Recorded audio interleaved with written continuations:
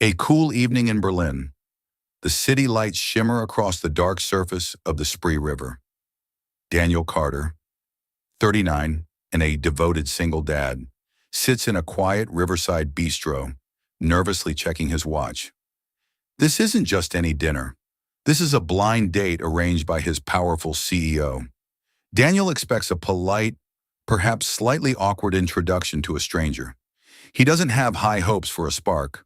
But then, the door opens. A woman walks in, her silhouette framed by the golden light of the street lamps. Daniel looks up, and his heart stops. It is Anna Keller, the woman he lost long ago. Daniel Carter was a man who lived his life in the precise, quiet spaces between lines of complex code and whispered bedtime stories. As a senior software architect at Richter Global, one of Berlin's most prestigious tech firms, he was known for two things: his terrifyingly impeccable logic and his absolute unwavering devotion to his 8-year-old son, Oliver. Since his wife, Elena, had passed away 4 years ago from a long struggle with illness, Daniel's world had shrunk to the size of their small, book-filled apartment in the heart of Prenzlauer Berg. He woke up at 6 a.m. to the smell of fresh coffee and the task of making perfect pancakes. He spent his days solving cryptographic puzzles that would make most engineers dizzy, and he spent his evenings building massive Lego starships or reading encyclopedias about the Cretaceous period. He was content in his solitude, a fortress of routine he built to protect himself from the pain of the past. He had deleted all his social media, blocked the numbers of everyone he used to know in his previous life, and buried the man he used to be under a mountain of responsibility and cold, hard data.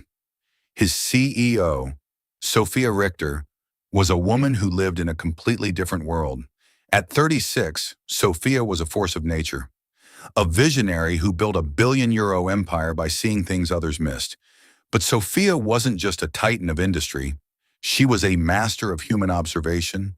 While other executives focused only on quarterly projections and market dominance, Sophia watched the eyes of her team. She had noticed Daniel's quiet efficiency, but she also noticed the heavy shadow of loneliness that followed him through the glass corridors like a persistent ghost. She saw the way his shoulders dropped when he looked at the family photos on his colleagues' desks. She saw the way he checked his phone at exactly 4:30 p.m. every single day to verify that Oliver had made it home from school safely. She saw a good man, a brilliant man, who had forgotten that he was allowed to have a life outside of being a provider and a ghost. One Monday morning, after a grueling 3-hour sprint meeting that left most of the room exhausted, Sophia called Daniel into her sprawling glass-walled office. The view of the Berlin TV tower was breathtaking, but Daniel was focused on the slight frown on his boss's face. He expected a lecture about the security vulnerabilities in the new cloud migration. Instead, Sophia sat behind her heavy mahogany desk, swirling a cup of dark, artisanal espresso, and looked at him with a mischievous, almost predatory glint in her eyes. "Daniel," she began, her voice lacking its usual razor-edge corporate authority, "you are arguably the most reliable mind in this building, but you are also a statue. You come in, you do brilliant work that saves this company millions, and then you vanish into a life that no one here is allowed to see. You're 39, Daniel. You're a father, yes, but you're not a monk. And quite frankly, your silence is starting to affect the energy of the architecture team." Daniel shifted uncomfortably, his fingers tracing the invisible seam of his jeans. "My priority is Oliver, Sophia. My work is done on time, and with precision. I don't have time for distractions. The emotional variables of dating are not something I'm prepared to manage." "Oliver is 8, Sophia countered, leaning back in her leather chair. "He needs a father who knows how to smile for himself, not just for the camera on his birthday. I have a close friend, someone I've known since university. She's brilliant. She's a world-class landscape architect, and she is just as stubborn and guarded as you are. I've told her about you, and she finally agreed to meet. I want you to go to dinner on Thursday at Das Ufer. It's a blind date, Daniel. No work talk, no code, no spreadsheets, just two people having a conversation." Daniel was stunned. "Sophia, I don't really do dates." I haven't been on one since my wife. Since Hamburg. I know, Sophia interrupted softly, her eyes softening for a brief second. That's exactly why you're going. You've spent 4 years mourning Elena, and 10 years mourning whatever happened before her. It's time to stop being a ghost in your own story. Just one dinner, Daniel, as a personal favor to me. If it's a total disaster, I'll never mention the word romance in your presence again. But I have a feeling, a very strong feeling, that you both need this more than you know. Daniel agreed only out of a sense of professional respect and a lingering, nagging curiosity. Why would the most powerful woman in the company care about his social life? He spent the rest of the week in a mental haze, his mind drifting back to the concept of romance, a language he had long since forgotten how to speak. He bought a new charcoal gray shirt, he trimmed his beard with surgical precision, and he felt a strange, long-forgotten fluttering in his chest that felt dangerously like hope. As he walked toward the restaurant on Thursday evening, the air was crisp, smelling of autumn leaves and the faint, sweet aroma of roasting chestnuts from a nearby street vendor. He straightened his coat, took a deep, shaky breath, and stepped inside the bistro. Not knowing that the life he had so carefully constructed was about to be dismantled by a face he had tried for 8 years to forget. Das Ufer was a masterpiece of old-world Berlin charm, dimly lit with flickering candles inside antique glass lanterns, and the soft, mournful hum of a cello playing somewhere in the back. Daniel was led to a secluded table near the window, where the flickering lights of the city reflected off the dark, moving water of the Spree River. He sat down, nursing a glass of dry red wine, his mind already drifting back to Oliver and the Lego project they had left on the kitchen table. He felt entirely out of place.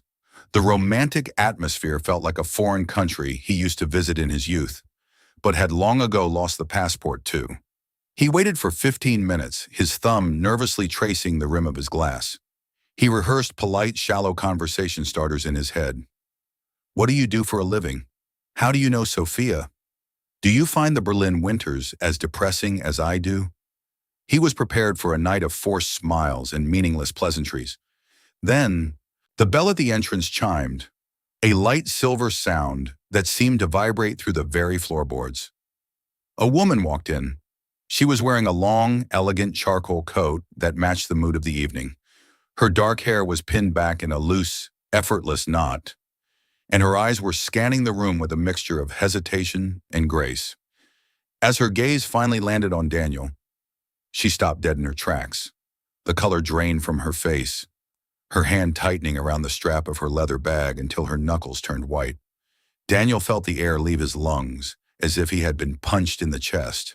The glass of wine in his hand trembled so violently, a few drops spilled onto the white linen tablecloth. The woman wasn't a stranger. She wasn't a friend of Sophia's in the way he had imagined. She was Anna Keller. Anna was the woman Daniel had loved with a ferocity that defined his entire 20s. They had been inseparable. A whirlwind romance that had started in a rainy university library and ended in a bitter, crushing misunderstanding that had haunted his dreams and ruined his ability to trust for years. 8 years ago, Daniel had received a life-changing job offer that required him to move to Hamburg.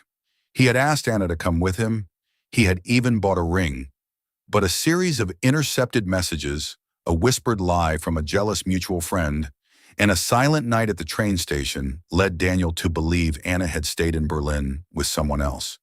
He had left in a fit of wounded pride, never looking back, convinced that their love was a lie. "Daniel?" Anna whispered, her voice a fragile thread that threatened to snap under the weight of the silence. "Anna, Sophia didn't tell me it was you," Daniel stammered, standing up so abruptly he almost knocked over his heavy wooden chair. They stood there for what felt like an eternity. Two people who had once shared a soul, now standing as strangers in a city that suddenly felt much too small. The sounds of the restaurant, the clinking of silverware, the low murmur of other diners, seemed to fade into a vacuum, replaced only by the loud, rhythmic, and painful thudding of Daniel's heart. "I thought you were in Hamburg," Anna said finally, her eyes searching his face as if looking for the boy she used to know behind the beard, and the tired lines of a father. "I came back to Berlin 2 years ago," Daniel replied, his voice hoarse and unfamiliar to his own ears. I didn't think, I didn't think you were still here. I thought you had moved on to London or to him." They sat down, the tension between them so thick it was almost physical, a wall of 8 years of unspoken words. Anna was just as beautiful as he remembered, but there were fine lines of experience and perhaps a bit of sadness around her eyes, a depth of character that hadn't been there when they were 28. She looked at him, her eyes glistening in the warm candlelight. They were both sitting at a table with 1,000 questions and 8 years of silence between them. The date Sophia had arranged wasn't just a blind date, it was a violent collision with a past they had both tried to bury under the weight of their respective careers. "You look different, Daniel," Anna said, her voice steadying. "There's a weight in your eyes that wasn't there at the station." "Life happened, Anna," Daniel said, looking down at his spilled wine. "A lot of life. I'm not the boy who thought he could conquer the world with a laptop anymore. I'm just a man trying to keep his head above water." The silence returned, but this time it wasn't empty. It was full of the ghosts of the people they used to be. They began to talk, slowly at first, testing the waters like survivors of a shipwreck. And as the night wore on, the first of the many secrets began to unravel. The dinner progressed in a heavy, echoing daze. They ordered food they barely touched, and wine they drank far too quickly. Every time their eyes met, Daniel felt a jolt of recognition that terrified him. "Sophia told me you were a quiet professional with a good heart," Anna said, a sad, ironic smile touching her lips as she toyed with her pasta. "She didn't tell me you were the man who broke my heart at the Berlin Central Station in 2016. "I broke your heart?" Daniel asked, the first twist of the night beginning to unfold with a sickening clarity. "Anna, you're the one who didn't show up. I waited on that platform until the very last train. I had the ring in my pocket. I had the keys to the Hamburg apartment. You're the one who told Mark you couldn't leave your new boyfriend for a guy moving to a different city." Anna froze, her fork hovering in midair. "New boyfriend? Daniel, what are you talking about? I was at that station for 4 hours. I was on platform 7. You told me platform 7 in the text. I called you 20 times. I sent you a dozen emails that night. I never saw Mark that day, and I certainly didn't have anyone else.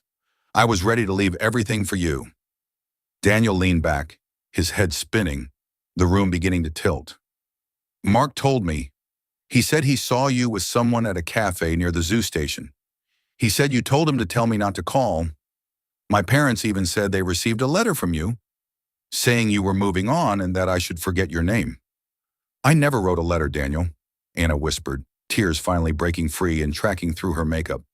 "Mark, he wanted me for himself. He lied to us both. He told me you had met someone in Hamburg before you even left. He showed me a photo of you at a bar with a girl, someone he said was your new fiancée.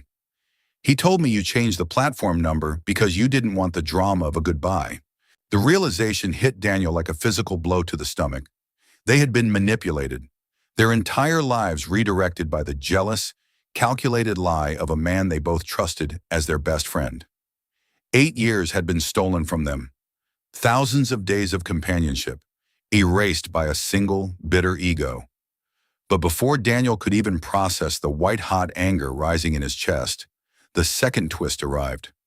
"So," Anna said, wiping her eyes with a napkin and trying to regain her composure, "Sophia said you have a son.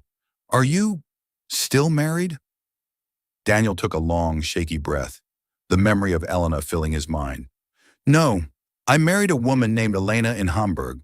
She was a good person, a kind soul who knew I was broken but tried to fix me anyway. We built a life. We had Oliver, but we lost her to a sudden illness 4 years ago.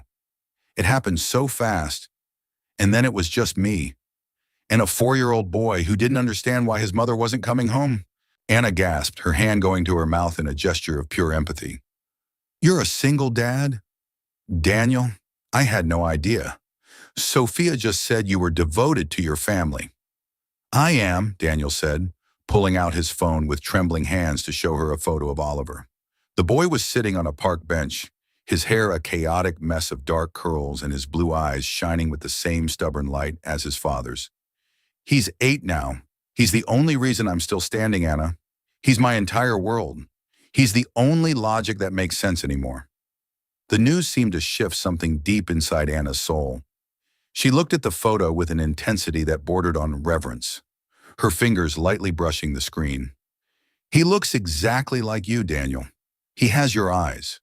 That same focus, serious look you get when you're trying to solve a problem you think is impossible." "What about you?" Daniel asked, desperate to change the subject before the grief overwhelmed him. "Did you find the happiness you were looking for?" "I built a career," Anna replied, her voice tinged with a hollow pride. "I traveled to Southeast Asia. I designed parks in Singapore. I saw the world, but I never found another you. Every time I looked at a man, I subconsciously searched for the way you used to look at the stars or the way you'd get excited about a new line of code. I eventually gave up. I thought you were happy in Hamburg with your new fiancé, and I didn't want to be the ghost that ruined your perfection." The silence that followed was different now. It wasn't the silence of strangers. It was the heavy, pregnant silence of two people realizing that they had both been living half-lives in parallel universes. Daniel realized that Sophia Richter hadn't just arranged a casual date. She had performed a surgical strike on their mutual loneliness. She knew their story, or at least enough of it to know that the equation was incomplete. "Why didn't we just talk?" Daniel groaned, burying his face in his hands. 8 years, Anna. 8 years wasted because of a coward named Mark." "We were 29, Daniel," Anna said softly, reaching across the table to touch his arm. Her touch was warm, grounding, and it felt like a homecoming. "We were proud, we were hurt, and we believed the people we thought were our brothers. We didn't realize that the loudest voices aren't always the ones telling the truth." As Daniel felt the warmth of her hand, he realized that the Ice Queen, Sophia Richter, had given him the greatest gift of his life. She hadn't given him a partner, she had given him a mirror to his own lost soul. The justice of the moment wasn't in a grand apology or a corporate promotion. It was in the simple, raw, miraculous reality of Anna's hand reaching out to bridge the gap of a decade. If you believe quiet professionals deserve credit, type, "I owe a debt." The days following the dinner at the bistro were a whirlwind of emotional adjustment that Daniel's logic couldn't categorize. He didn't rush things. He knew that for Anna, and especially for Oliver, this was a massive shift in the gravity of their lives. They began with short afternoon coffee dates, then walks through the Tiergarten, small tentative steps toward a giant leap. A few days later, Daniel decided it was time for the ultimate test. He brought Anna to the park to meet Oliver. The meeting was the moment Daniel had feared more than any system crash or corporate takeover. Oliver was sitting on a wooden bench, swinging his legs rhythmically, a thick book about active volcanoes in his lap, when he saw his father approaching with a woman he didn't recognize. He stood up slowly, his eyes wide with the natural suspicion of a child who had only known one parent for half his life. "Oliver," Daniel said, placing a steady, reassuring hand on his son's shoulder. "This is Anna. She's an old friend of mine from a very, very long time ago, before we lived in Hamburg." Anna knelt down so she was at eye level with the boy. She didn't offer a fake, high-pitched smile or a shallow compliment about his hair. Instead, she looked at the cover of the volcano book. "Is that the one about the Krakatoa explosion?" she asked softly, her voice perfectly calm. Oliver blinked, surprised. "Yeah, how did you know?" "I spent a summer in Indonesia studying the way trees grow, back after a volcano," Anna replied, her eyes bright with genuine interest. "They grow back much stronger than before, you know. The soil is full of ash and fire, and it makes the new leaves greener than they've ever been. It's called primary succession." Oliver's suspicion melted instantly. Within 10 minutes, the two of them were sitting on the grass. Anna was using a twig to explain the geometry of landscape design in the dirt, while Oliver showed her his intricate sketches of prehistoric lava flows. Watching them, Daniel felt a sense of profound, terrifying peace he hadn't known was possible. The quiet professional, the man who lived by the clock and the code, was finally truly gone. He was replaced by a man who laughed out loud in a public park, a man who realized that being a good dad didn't mean being a lonely martyr. The next morning at the office, Daniel walked past Sophia's grand glass office. She was in the middle of an intense international conference call, but she looked up through the glass and caught his eye. For the first time in their 3-year professional relationship, the Ice Queen didn't just offer a calculated professional smirk. She gave him a genuine, warm, and deeply human smile. The smile of a woman who knew that her greatest achievement wasn't a software launch or a billion-euro merger, but a family found in the dark. If you believe second chances can change everything, type, "I will live kindly." 6 months later, the lights of Berlin are glowing with a soft, golden radiance as the sun dips below the horizon, painting the sky in shades of violet and orange. Daniel, Anna, and Oliver are walking together along the banks of the Spree River. The air is cool, but their hands are warm, and for the first time in a decade, the silence isn't a burden. Anna and Daniel have spent the last half-year rebuilding their foundation from the ground up. They didn't try to go back to 2016. They were different people now, scarred but stronger. They were building a life based on the radical concepts of truth and presence, rather than the old ghosts of ego and fear. Anna has become a constant, gentle presence in Oliver's life, teaching him how to plant seeds in their small balcony garden and how to find beauty in the messy parts of nature that can't be coded.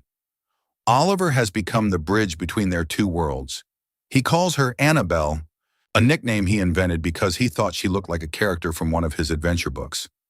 And he insists that she comes over every Saturday morning to help him with his urban planning Lego projects.